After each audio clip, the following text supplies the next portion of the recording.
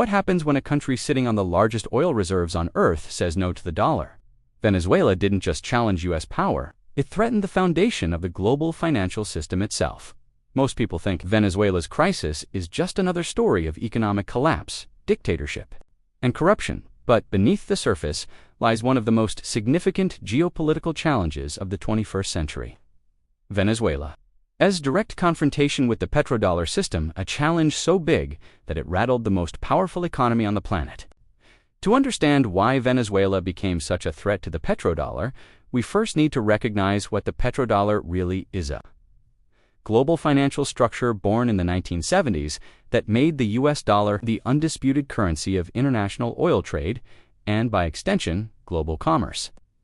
After the US left the gold standard in 1971, its currency needed a new anchor.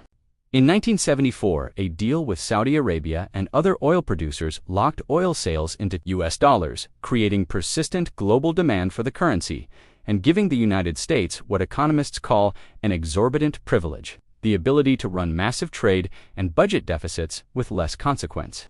Because every country needed dollars to buy energy, this system effectively turned oil into the lifeblood of the U.S. financial order, ensuring that most oil transactions, investments, and central bank reserves would flow through the dollar and the American banking system. For decades, this arrangement made the dollar indispensable, kept us borrowing costs low, and reinforced American geopolitical power worldwide. But in the 21st century, cracks began to form in this dollar-centric world. Nations like China, Russia, and a growing group of emerging economies have been actively seeking alternatives to dollar dependency, using other currencies, financial systems, and settlement mechanisms in trade. Venezuela became one of the most prominent examples of this trend in actions that directly challenged the dollar's primacy. Sitting on over 300 billion barrels of proven crude, more than Saudi Arabia, and among the largest reserves on the planet, Venezuela theoretically had the leverage to reshape how oil got priced and paid for globally. Under leaders like Hugo Chavez and later Nicolas Maduro, Venezuela took deliberate steps to reduce its dependence on dollar-denominated oil sales, beginning around 2018. In response to tightening U.S. sanctions and political pressure, Caracas began accepting payments for oil in alternative currencies like the Chinese yuan, euros, rubles, and even digital currencies. In some deals, oil buyers paid in yuan and other non-dollar currencies, effectively bypassing the traditional petrodollar mechanism and challenging the idea that oil had to be sold in US dollars. This move was about more than convenience. It was about sovereignty and financial independence from a system dominated by Washington. To counter this, the US reinforced sanctions and financial pressure on Venezuela's oil sector, cutting off Venezuelan access to traditional banking channels and penalizing buyers and intermediaries dealing in non-dollar transactions. Facing these obstacles, Venezuela even experimented with technologies like cryptocurrencies and stablecoins, such as encouraging the use of dollar-pegged digital assets like Tether in oil transactions and local markets to circumvent restrictions and secure payments when conventional dollar transfers were blocked. Such experiments, while controversial and limited in scale, underscored how deeply Venezuela was searching for alternatives to U.S. financial dominance. The situation reached a boiling point as Venezuelan exports that once went to the United States and Europe increasingly flowed toward countries like China, often settled in yuan or other non-dollar currencies. While Venezuela's actual oil production had fallen sharply from its peak due to mismanagement and sanctions, the symbolic shift was clear. Oil could be sold without the dollar, and that was a seismic shift for a system built on dollar dependency. For Washington, allowing even a major producer to normalize oil trades outside the dollar was intolerable because it could embolden others to follow suit. The U.S. response combined diplomatic, economic, and most recently military pressure as scenes of blockades, sanctions, and high-stakes negotiations filled headlines. U.S. policymakers openly framed actions against Venezuela's oil mechanisms not only as a response to authoritarian governance and sanctions evasion, but also as a defense of global financial stability, coded reference to the perceived threat Venezuela posed to the petrodollar's dominance. In internal discussions and strategic analyses, American decision-makers worried that if Tehran, Caracas, Moscow, Riyadh or even Caracas, again began selling significant volumes of oil in currencies other than the dollar. Global demand for the U.S. currency could erode, threatening yields on U.S. treasuries, weakening borrowing power, and reducing America's political leverage across the Middle East, Africa, and Latin America. In essence, Venezuela's actions exposed a vulnerability in a system that for decades had seemed unassailable. That the dollar's supremacy was conditional not only on economic might, but on a broad compliance from the world's major energy producers. The Venezuelan challenge was significant because it showed that alternative payment mechanisms and currency blocks could function in a high-stakes sector like oil, and that such alternatives weren't purely theoretical, they were being deployed in real contracts and settlements. This phenomenon alarmed financial markets and policymakers alike, prompting efforts to counter de-dollarization through sanctions, incentives for compliant trade partners, and renewed engagement with traditional allies to reaffirm the dollar's central role. Yet, despite these pressures, the broader trend of diversification, whether through increasing yuan trading in energy markets, experimenting with digital currencies, or forming economic alliances outside Western financial institutions, has continued to gather momentum. Venezuela's situation highlighted a deeper geopolitical tension. The struggle between an established dollar-centric order and emerging multipolar financial networks. That struggle plays out not just in Caracas, but in capitals, from Beijing to Moscow, from Riyadh to New Delhi, each exploring ways to reduce dependencies on U.S. financial infrastructure while seeking pragmatic relationships with global markets. In the end, Venezuela became a focal point in this contest because its oil wealth and strategic alliances amplified the consequences of its departure from the petrodollar norm. It wasn't merely about oil exports, it was about the future of global finance, currency, sovereignty, and the balance of economic power. Whether Venezuela ultimately succeeds in reshaping that future remains to be seen, but its attempt was enough to force the world's most powerful economy to respond with a mix of force, finance, and diplomacy, revealing just how high the stakes are when a nation challenges the core foundations of the petrodollar system. For most of human history, invasion meant something unmistakable: armies crossing borders, cities under siege, flags planted on conquered land, and the visible violence of occupation. But in the modern era, invasion has been quietly redefined. Today, power is exercised less through tanks and more through balance sheets, banking systems, trade routes, data networks, and political pressure applied indirectly. Sanctions have become the primary weapon of this new form of warfare, not as symbolic punishments, but as precision tools designed to strangle economies, fracture societies, and force political outcomes without a single soldier crossing a border.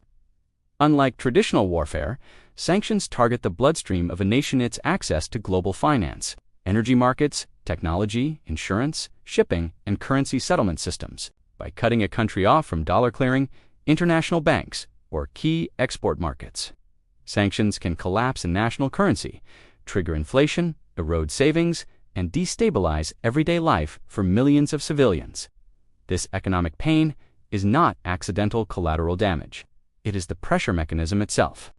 The theory behind modern sanctions warfare is simple. If enough economic suffering is created, internal dissent will rise, elites will fracture, and regime change will eventually follow. This strategy has been applied repeatedly from Iraq in the 1990s to Iran, Russia, Venezuela, Syria, and beyond, with varying degrees of success, but always with profound humanitarian consequences.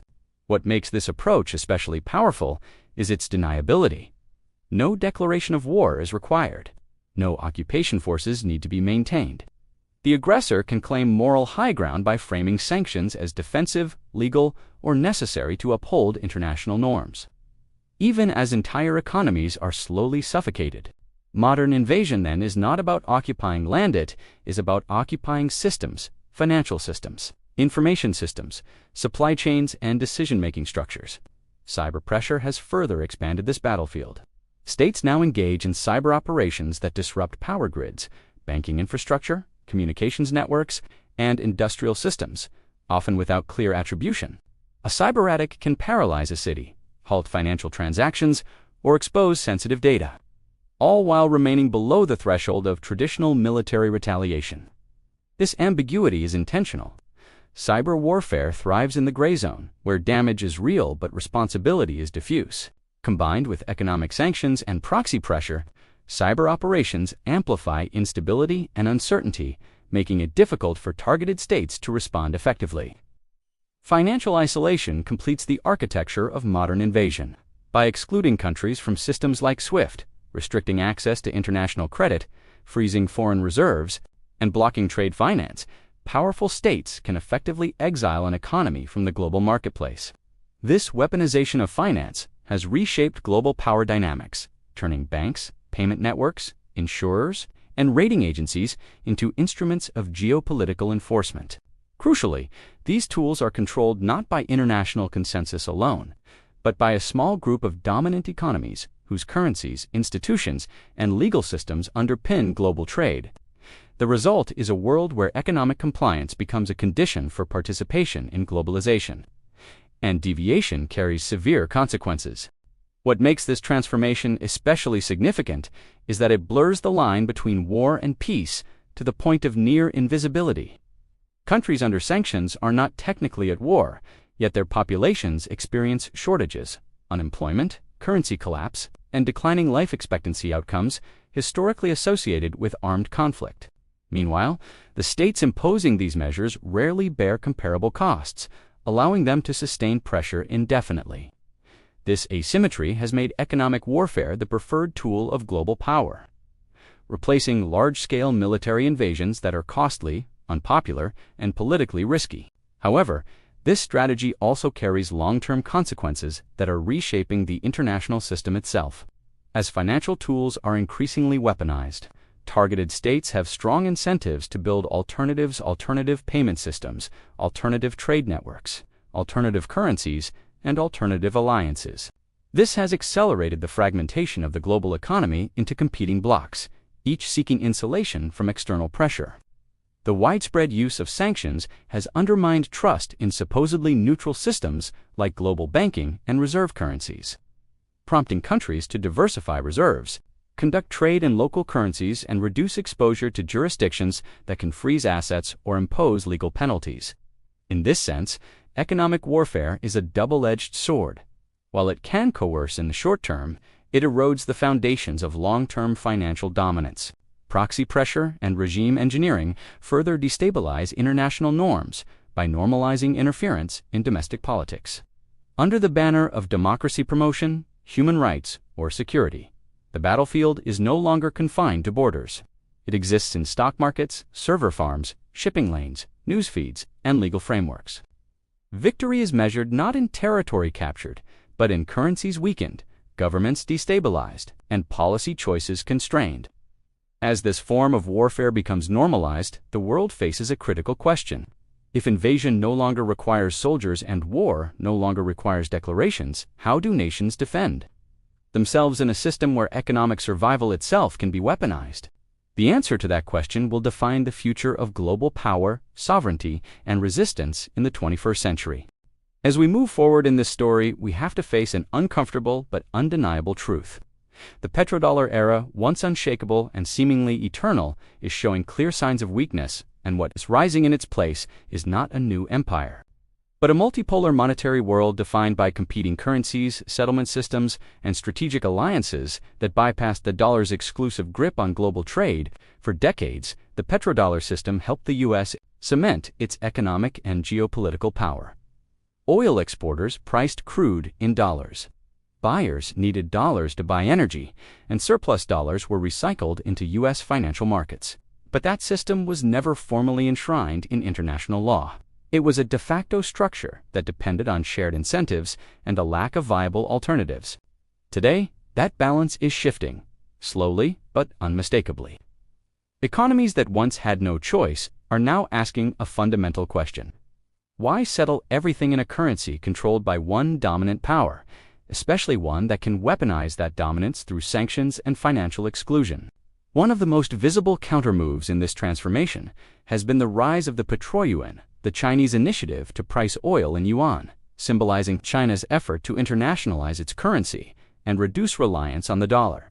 China launched contracts for oil futures, denominated in yuan, and has actively promoted this system to its trading partners, challenging the dollar's hegemony in energy markets and signaling that large-scale commodities can be traded outside U.S. jurisdiction. This isn't just academic or symbolic, it reflects a real shift in global billing practices. Data shows that the share of global trade invoices denominated in yuan has risen sharply over the last decade, and non-dollar currencies overall now make up a larger slice of global invoicing than in the past. Beyond the petro-yuan, entire regions are experimenting with alternative settlement mechanisms that reduce dependency on dollar-centric systems, like SWIFT, which can be controlled or restricted by U.S. and Western policy. Russia, for example, developed its own cross-border payment system in response to sanctions. China expanded its cross-bank, interbank payment system, SIPS, to process trade in yuan, and blocks of emerging economies are discussing digital currency networks and bilateral currency swaps that make dollar settlement optional rather than mandatory. These innovations aren't just financial engineering. They are strategic responses to the risk that political disputes can translate into economic exclusion. The idea is simple. If countries can trade energy, goods, and services without using the dollar, they can protect themselves from the very real weaponization of finance that we saw when sanctions and asset freezes were used against states like Russia, Iran, and Venezuela. Meanwhile, smaller but ideologically significant experiments with barter, trade, and regional currency units, like the Sucre system proposed within the Bolivarian Alliance for the Americas, show how nations under pressure can attempt to build parallel economic ecosystems that trade among themselves without defaulting to dollar settlement. Venezuela's role in all of this is especially illuminating. Its attempts to accept payment in currencies like the yuan or euros instead of the dollar, and its engagement with alternative financial networks, were not isolated blunders or merely survival tactics under sanctions. They were hints of a broader pattern. In the global south, where nations seek monetary autonomy, what Venezuela did was crack open a question that many governments had been avoiding. Must the dollar remain the center of global monetary life, even when that dependency carries the risk of economic strangulation? The answer, for an increasing number of policymakers around the world, is no. They are diversifying their reserves, seeking new settlement systems, and building trade networks where the dollar's dominance is influence, not requirement.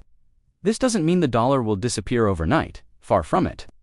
The U.S. economy remains large, liquid, and deeply integrated into global finance. But the trends are clear. The dollar's share of global invoicing, reserve holdings, and payment settlement has been gradually declining as other currencies, assets, and systems gain traction. This is the essence of de-dollarization, a deliberate process whereby countries reduce their reliance on the dollar for trade, investment, and reserves, not necessarily to dethrone it, but to balance it. The result is a fragmented monetary world where multiple currencies and systems coexist, each with its own sphere of influence and strategic partners. In Asia, the yuan plays a growing role. In parts of Africa and Latin America, barter transactions, commodity-backed agreements, and regional units of account are being discussed or experimented with. Gold and other hard assets are reclaiming their place on central bank balance sheets as tools for stability, and digital currencies, whether state-issued central bank digital currencies or tokenized assets, are introducing entirely new layers to how value is stored and transferred across borders. All of these changes are not happening because one currency suddenly failed. They are happening because powerful nations outside the traditional dollar bloc want options, and because the experience of sanctions and financial pressure has convinced many that having only one dominant global currency is a strategic vulnerability. This shift doesn't mark the end of the petrodollar in a dramatic collapse, but rather its slow transformation into something different.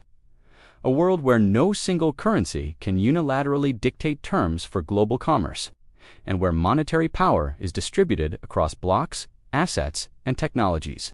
The war for monetary influence is not fought with tanks or missiles, but with contracts, clearing systems, reserve holdings, and settlement networks.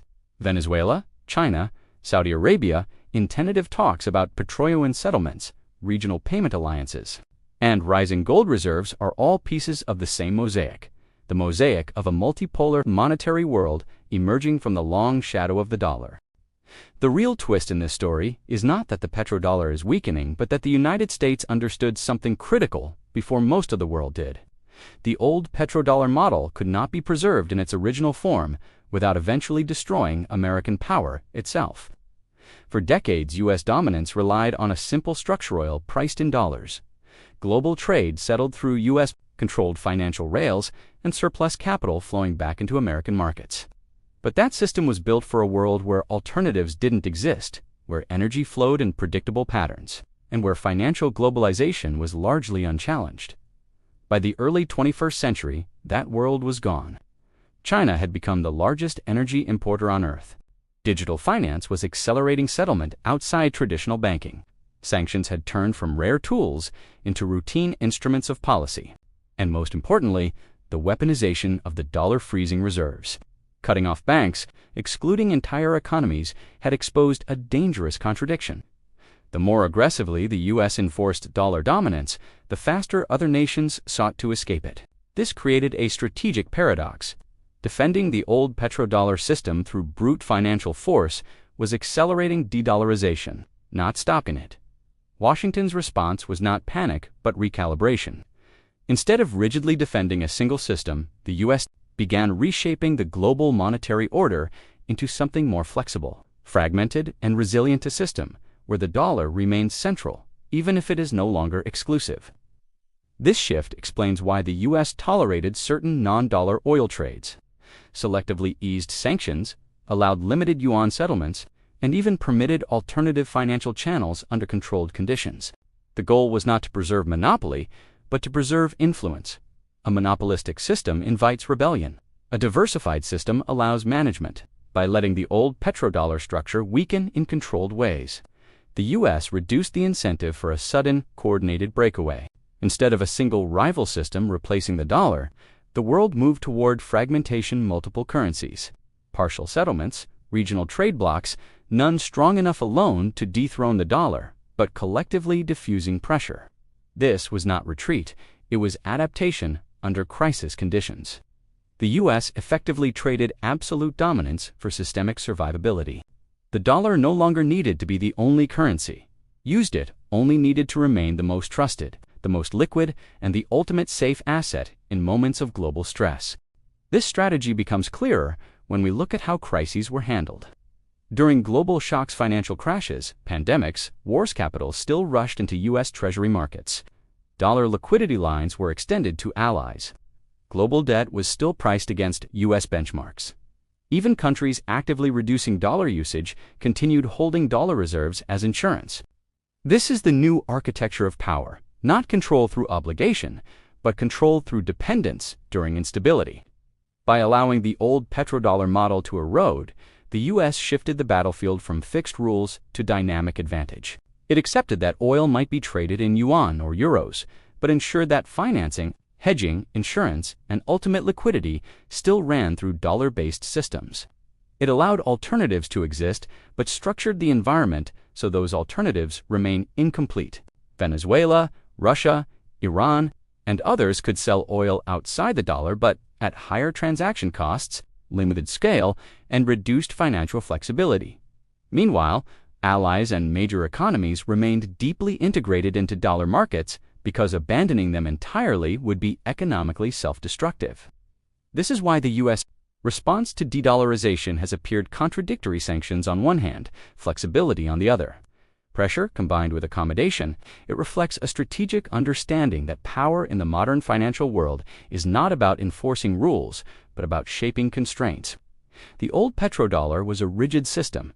Break it and everything collapses. The new dollar order is modular. Pressure is distributed, risks are absorbed, and shocks are localized. Killing the old model was necessary to prevent a unified revolt against it. What emerges instead is a world of silent monetary wars: currency swaps, reserve diversification, payment systems, energy contracts where conflict is incremental, invisible, and continuous.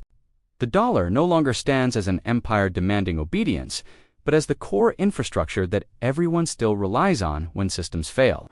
And that is the final irony. By letting go of total control, the U.S. preserved strategic dominance.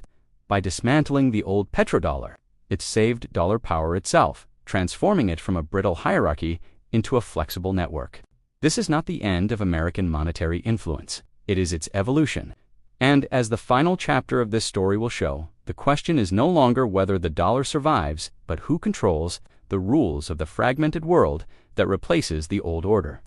Even after all the talk of de-dollarization, multipolar money, and the slow erosion of the old petrodollar model, one reality remains stubbornly intact. Energy control still keeps the dollar alive. Not because oil is always priced in dollars, but because everything around oil still runs through systems shaped, protected, or influenced by the United States. This is the part most people miss. Energy dominance in the modern world is no longer just about who drills the oil or who sets the currency label on a contract. It's about access to shipping lanes, access to insurance, access to clearing systems, access to liquidity, and access to legal and financial infrastructure that makes large-scale energy trade possible in the first place. Start with shipping. Roughly 80 to 90% of global trade moves by sea. And energy cargoes, oil, LNG, refined fuels are among the most sensitive and higher-risk shipments. These shipments depend on maritime insurance and reinsurance markets, many of which are headquartered in or deeply connected to Western financial centers like London and New York. Without insurance, oil tankers cannot dock, cannot pass certain straits, and cannot be financed. Even when oil is sold outside the dollar, the vessels carrying it often rely on Western insurers or reinsurers who operate under U.S. and allied regulatory frameworks. That gives Washington enormous indirect leverage. Then there's clearing and settlement.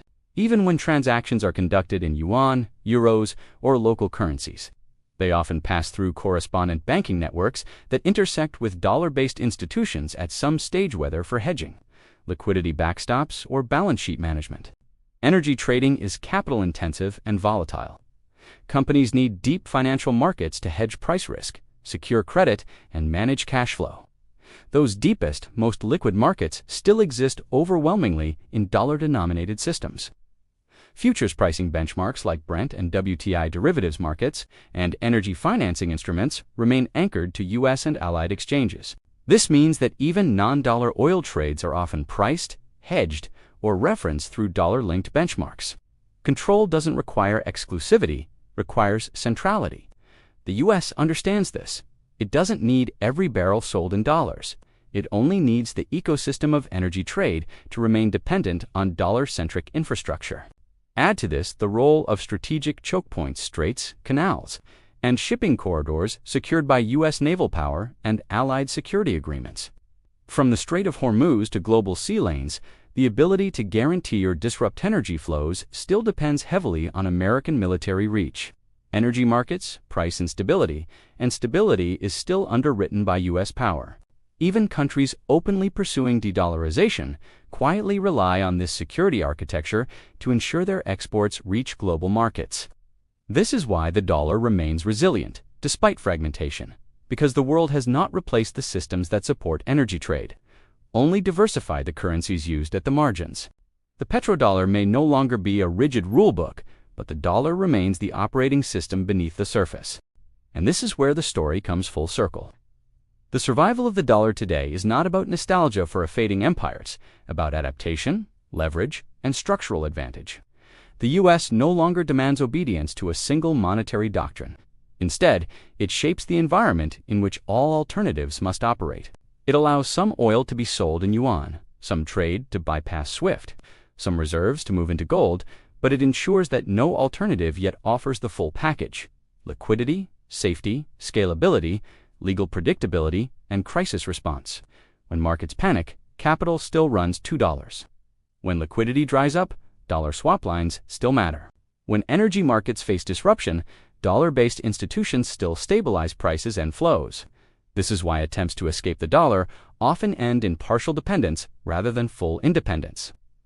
Venezuela could sell oil outside the dollar, but faced higher costs, limited buyers, and reduced financial flexibility. Russia could redirect energy flows, but still needed dollar-linked benchmarks and non-Western intermediaries operating in a dollar-aware world. Even China, the strongest challenger, still manages its currency carefully to avoid destabilizing its export economy. Knowing that full financial openness would expose it to shocks, the dollar system absorbs more icily. What we are witnessing is not the collapse of dollar power, but its transformation into something quieter and more durable. Energy control no longer looks like dominance through foresight. looks like influence through systems. The battlefield is invisible. Insurance clauses, clearing mechanisms, shipping regulations, benchmark pricing, legal jurisdiction, and crisis liquidity. And as long as these pillars remain tied directly or indirectly to U.S. influence, the dollar remains alive at the center of global energy. The world is fragmenting, yes, but fragmentation favors the system that already sits at the center. That is the ultimate lesson of this story. The petrodollar wasn't saved by defending the past, it was saved by letting go of it.